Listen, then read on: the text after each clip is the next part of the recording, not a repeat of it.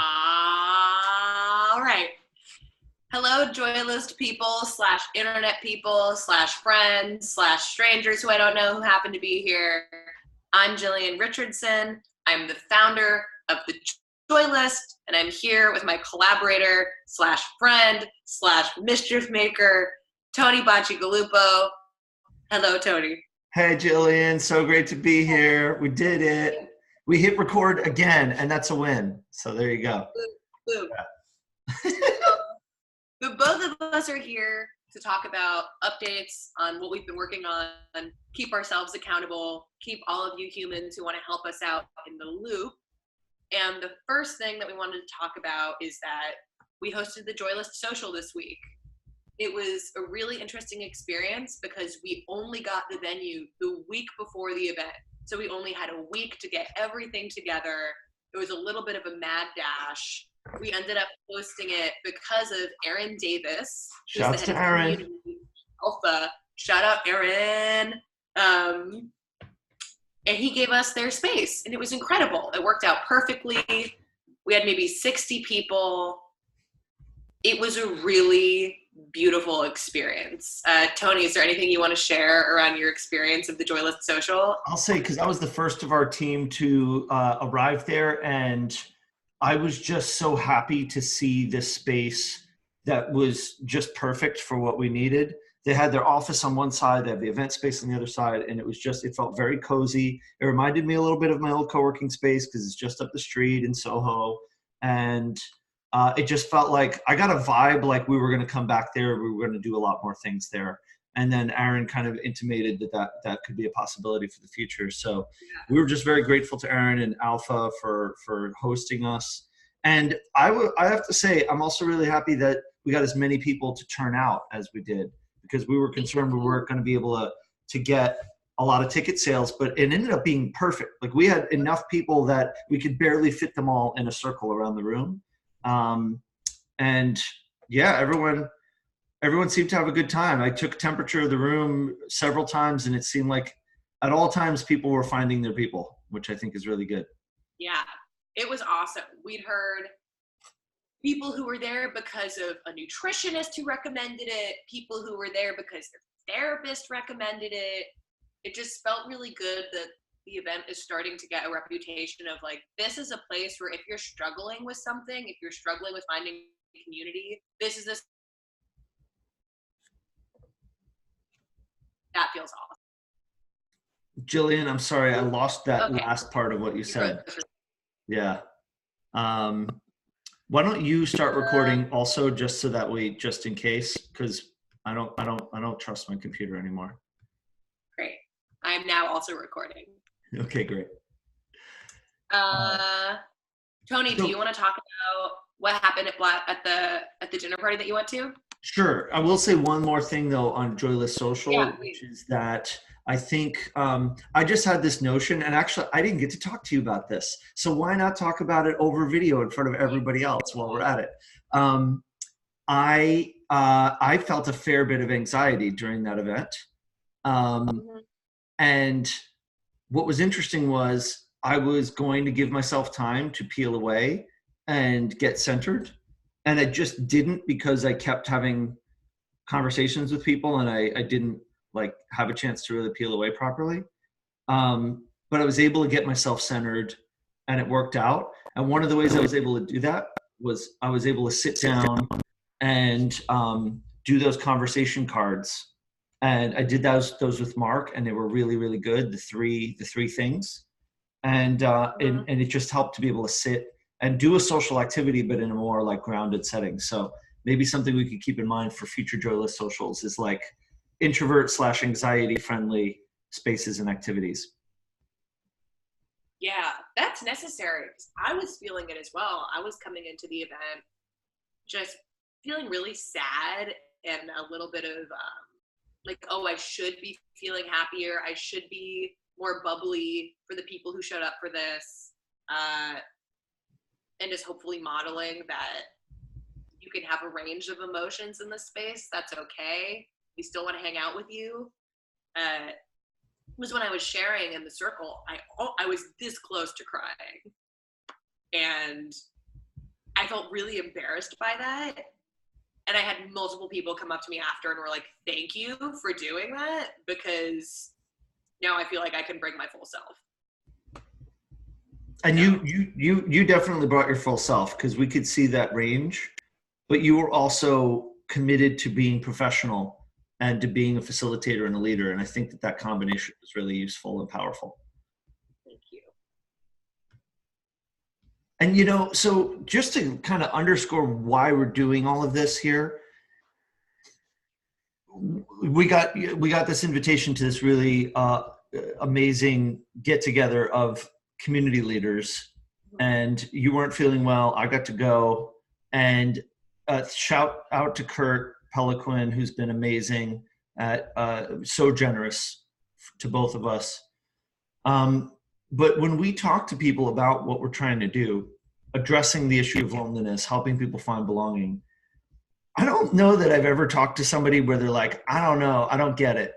You know, like with co-working, I had a lot of those people, but with this, I did totally, like, you know, and people really, and you could tell, I feel like I can tell when someone's patronizing me and when somebody like really buys into it, because usually if they really care, they will come at it with some angle that shows that they have put thought into this as well, that it relates to something in their life. They tell some related story or whatever. And so going to that event, I guess it was Wednesday, or no, I got my days confused, Tuesday, helped me to get a better sense of that. And there's just so many opportunities for collaboration too. There's some amazing people doing amazing work in mental health and emotional awareness. And I'm going to try to shout out one of them if I could pull up the information about their company. But maybe you want to move on to the next update while I do that. Great. So the next update is that the two of us for a while have been playing with the idea of recipes for belonging, especially you. This is the idea that originated from you, Tony, of having like, okay, you want to bring people together. Here's a few different formulas for how you can do that. This is how you can host a dinner party about death. This is how you can host a salon. This is how you can host co-working sprints at your house. And just giving people those different flavors of gathering. You could create a video series with us about these different ways you can bring people together, which feels so exciting. And I think it's a perfect example of how, at least for me, I can get very insular in what I'm doing and be like, oh, it's just me, or it's just you and me, and we're doing this together.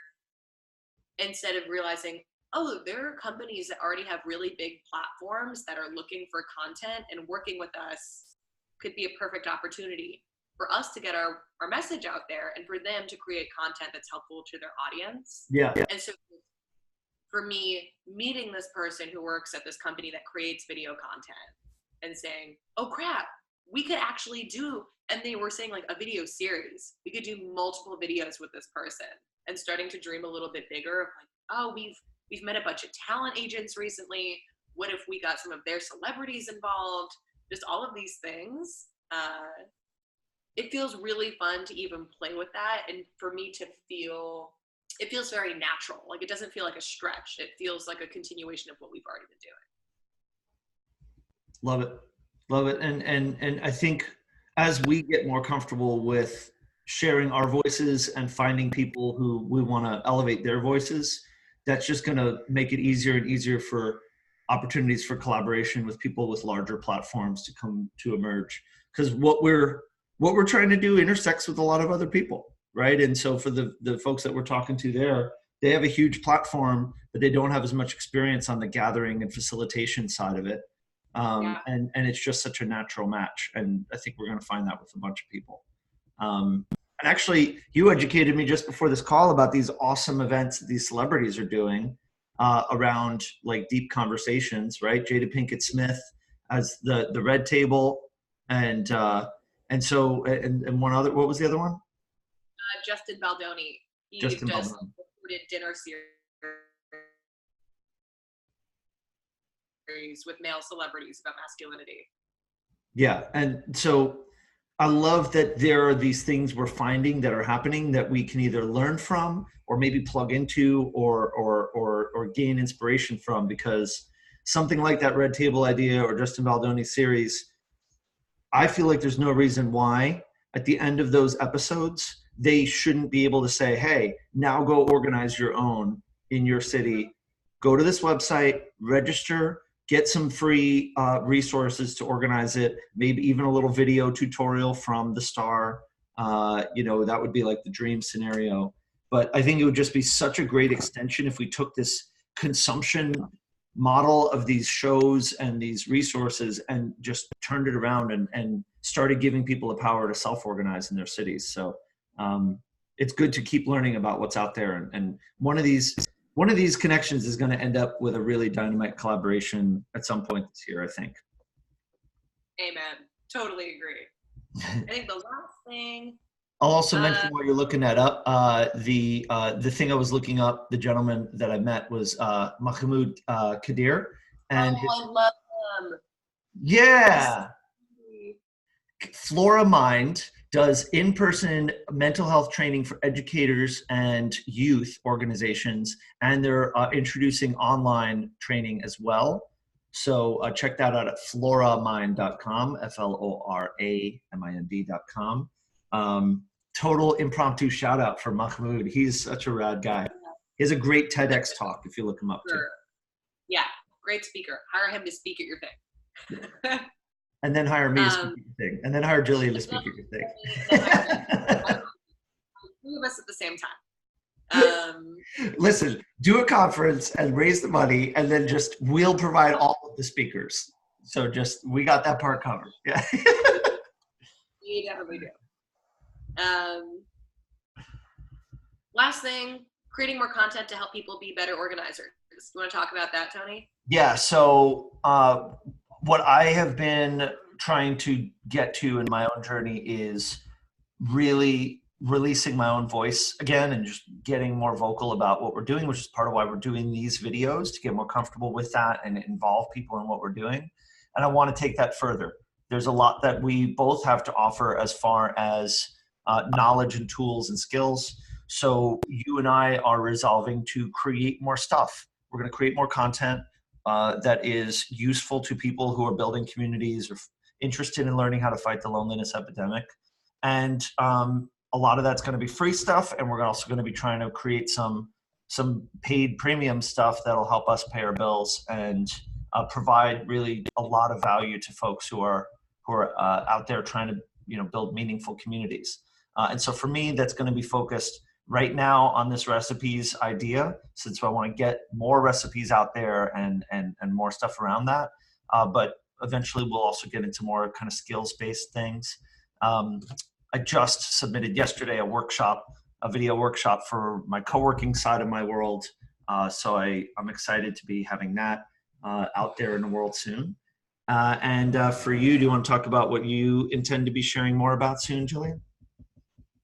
Yes. So I wrote a Medium post that I have not published yet about how to create community at your conference, because that's the thing I've heard from conference organizers is a huge pain point of, okay, we have these people in the space, they all share the same interest. How do we actually get them to connect with each other?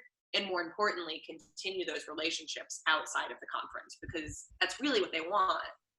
And so wrote a blog post with 5 ways you can create community at your conference. And now I'm working on an ebook that's got everything from email templates to send to your attendees before the conference, how to greet people, how to reorganize your panel so it doesn't suck, how to do introvert corners, how to get people to network for each other, all of these amazing things that I've seen from stuff at CMX, from Creative Mornings, from Hustle Fest, the conference that I organized, just to have it be a space where people feel like they can bring themselves and connect to each other and not have the anxiety of a traditional networking event. Makes sense. So I'm working on. Expect that by the end of the month. I think we said we were going to have the copy finished by the end of the month. There will be a draft that I have done by the end of the month, so expect it at a point in February. Expect to hear more about it by the end of the month. And hey, we could probably throw up a real quick and easy pre-order page. So that would be a good thing to aim for as well. Yeah. That's smart. I want to write that down too. Okay. I like it. Cool. All right. So how people can help. Onward to, yes. You're like, we're watching this because you care about me and Tony and what we're doing. So what can you do? Number one, we have a directory of belonging online where you can submit any space or gathering anywhere in the world where you feel like you can really be yourself and connect with other people.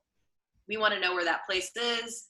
It's really helpful for anyone who goes to a place. Like if I'm showing up in Oakland, California, I don't know people, I can find really awesome community hubs, but also it'll serve as a foundation for the Joy List expanding to other cities eventually.